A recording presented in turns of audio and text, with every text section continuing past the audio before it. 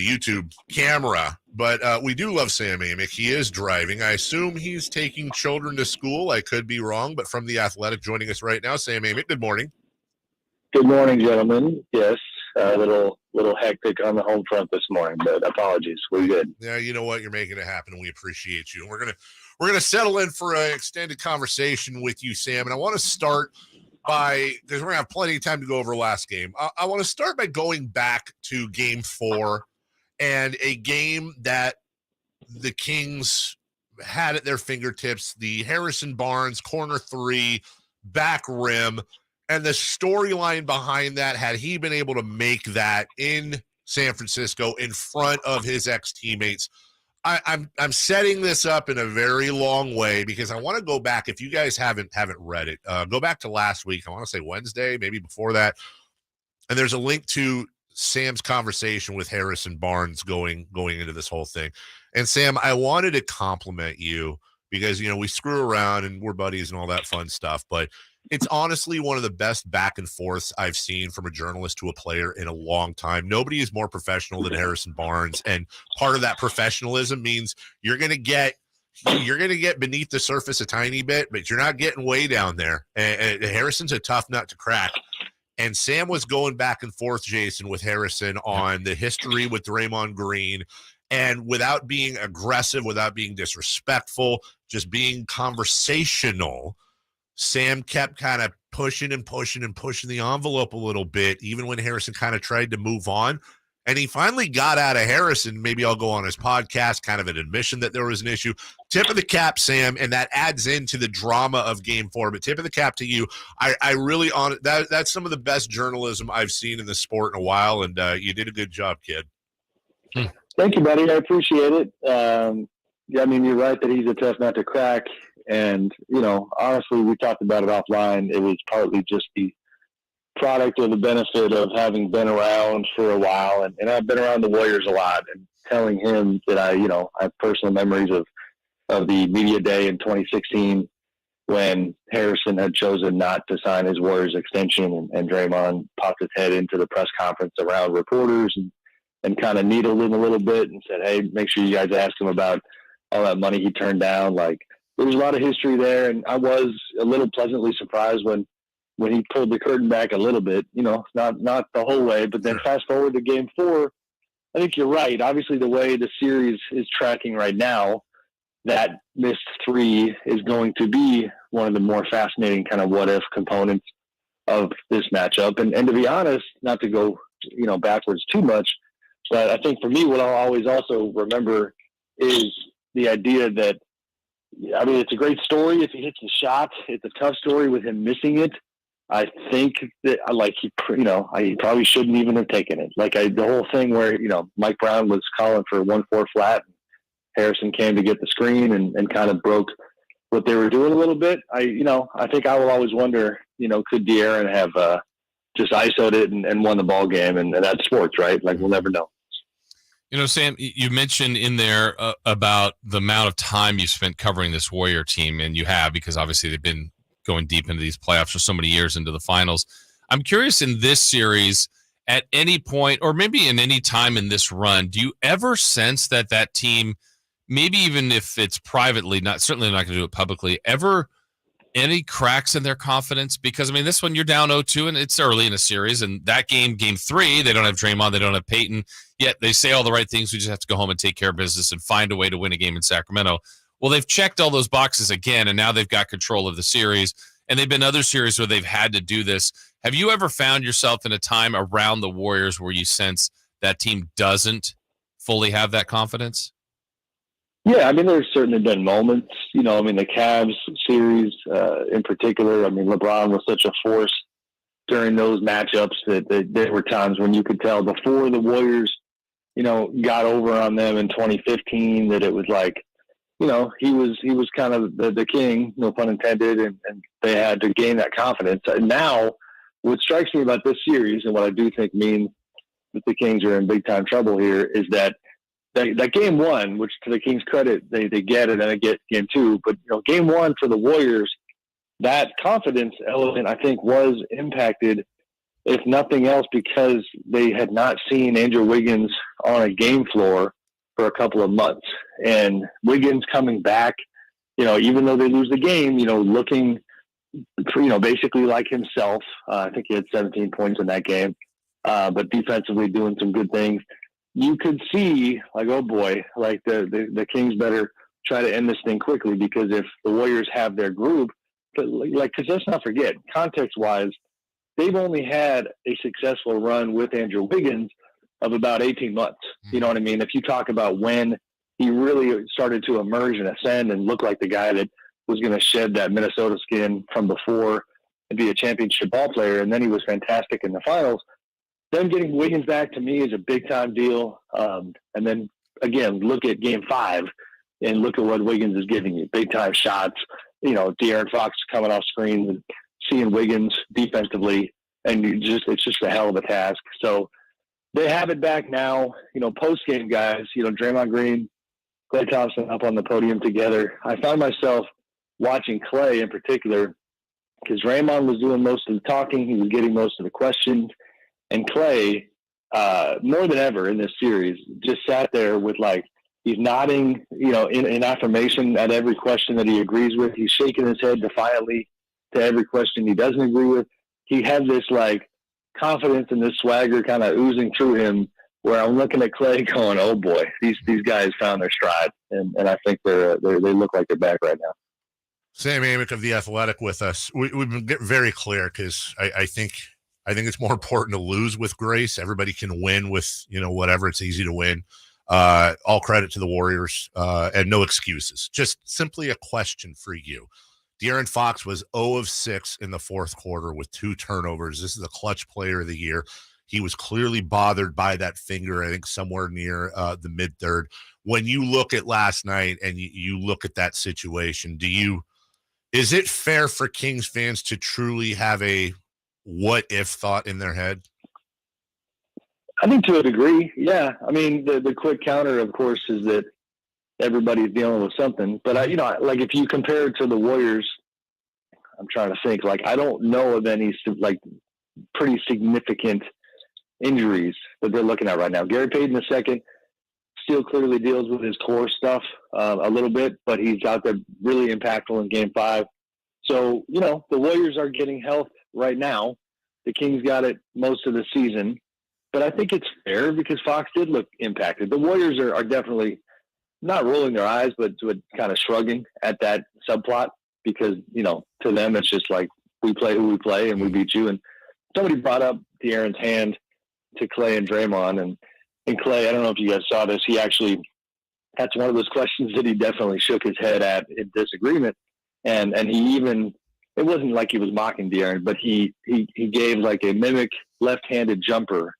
And Klay, if you guys are not aware, is not left-handed. Yeah, right. So, like, that was his way of saying that stroke looked pretty smooth to him. And so they wanted to take pride in the job they did on him in the fourth quarter, and I have no problem with that. But, then you look around the NBA, and it's like, go talk to Steve Ballmer and his Clippers about health. Yeah. Go talk to the Bucks, who just got absolutely embarrassed, but Giannis misses most of that series because of health, and that's a big-time deal. So that is the hard part about the playoffs. It also makes it more remarkable what the Warriors have done for these past 10 years, with that kind of context, because, they've won damn near half the time, which is incredible. In a series that has so many names from what the Warriors have done in the past, certainly some emerging names here with All-Stars and Sabonis and Fox. Sam, a guy like Kevon Looney seems to mean the world just as a person to the Warriors when they talk about him, just kind of he doesn't have the fire of Draymond and the splash of like Steph or Klay, but just kind of how he brings that whole group together. And then what he's done with Sabonis, your thoughts on what he's done, and just is that classic, like, I don't know where he gets picked if this thing is all drafted, but the role of him on this team seems to be perfect. I mean, it's perfect. It's, you talk about little things, the butterfly effect, I guess, or more so just the ripple effect of choices that get made. The Warriors go into last offseason with some pretty tough choices because the luxury tax was out of control for them. They end up, losing Gary Payton II at the time to Portland, Otto Porter, goodbye, players like that. But they do hold on to Kevon Looney on, I think it's a 3-year, $25 million deal, which is like, you watched that game last night, and, if playoffs are supposed to matter more than anything, like, he looked like a $30 million player to me. Like, I know I'm being a little hyperbolic, but like, in terms of value in this particular series, if you take Looney out, even with Draymond, like, Sabonis is going to eat you alive. Well, guess what? Looney had Sabonis' number. That's just all there is to it. He's got him on the glass. He's actually doing some distributing. I forget how many assists he ended up with last night. It is a brutal matchup for this Kings team. If you had to pick, kind of a guy who got in the Kings' way more than anybody in this series, I'd probably pick Kevon Looney. And that's that testament to what he's done, because this guy has had his own health history, a couple of years of issues where he couldn't get on the court. And then free agency market where his phone wasn't ringing. And now all of a sudden, the MVP of a series, in my opinion. So he's been fantastic. Sam Amick with us. Mike Brown is the unanimous coach of the year. He deserves it, in my opinion, and a lot of others. Well, really everybody others, I guess. And, when teams start losing, sometimes people forget things, but that does not only does that not prevent people from criticizing, but I think it's also fair to question. So I'm going to ask you, I was shocked, actually. Kevin Huerter, Jason pointed this out to me, actually played only 16 minutes last night, 9 points in 16 minutes on 4 of 10 shooting. The real one there, Sam, this blew me away. Keegan Murray had 10 points on 4 of 5 shooting and 2 threes in the first quarter. He did not take another shot the rest of the game, and he played 35 minutes. How much of that to you is on the guys on the floor? Is any of that on Mike Brown? I mean, it's political, but true answer is it's both, right? Did he address this post game? Because I was not at his press conference. I didn't see it. Yeah, I mean, that's a fair question. I hope somebody asked. That one to me jumps out about last night, and I do. There's times when I just think, like, these coaches have got to be at least somewhat accountable. The other night, Kevin Durant barely touches the ball in the fourth quarter of a Suns game. Monty Williams says, well, he was getting denied. Well, like he's Kevin Durant. Like, stop it. Right. You know what I mean? And Keegan is obviously different. He's not Kevin Durant. You got to run stuff for him. You got to find him. That's even more so on the coach. So that is fair. The Huerter thing, I don't know, man. Like, I think if you're a Kings fan and you have concerns, big picture, not to, again, raise that kind of anxiety of the audience, but like, they've got to monitor, like, Sabonis needs to come out of this thing unscathed. I'm just going to be honest. Let's assume they lose.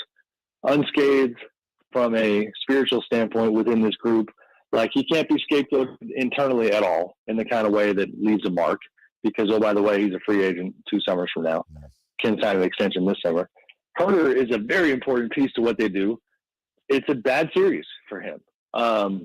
Him not playing a lot, like, there were times when he is giving them a little bit of other stuff, trying to defend, hitting the glass, getting his hand on balls. But this dude is a shooter and a scorer who is not scoring, and he had a couple of gritty buckets in there that you thought might get him going.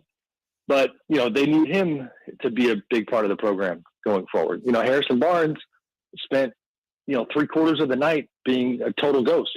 And you wondered if he was shook from game 4, had some ISO stuff late when they went to him and picked it up a little bit.